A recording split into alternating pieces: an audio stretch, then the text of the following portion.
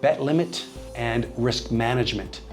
Usually at most bookie software companies, you can basically set up a profile limiting the amount of teams you'll take in the parlay, the amount of the max wager they can bet on a parlay, and the amount payout, the max payout on a parlay. For example, you might want to be able to take 10 team parlays or 18 parlays, but an 18 parlay pays 100 to 1.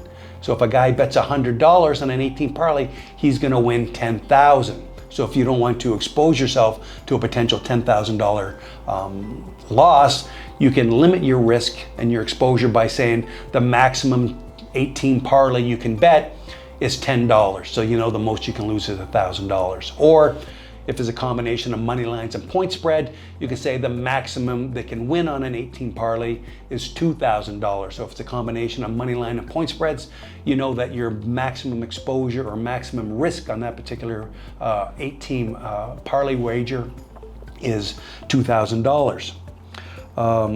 Limiting the max wager is probably the toughest because it's different wager amounts, whether you have 2, 3, 4. So what we usually generally recommend is that you decide the maximum amount of teams you want to take, up to a 14 parlay, which is 20 to 1.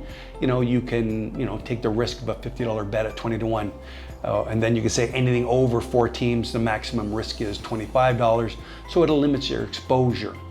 And again, communication is key. So when you do set up a new player, just make it clear to them, what your max parlay payout will be or what your max parlay risk will be.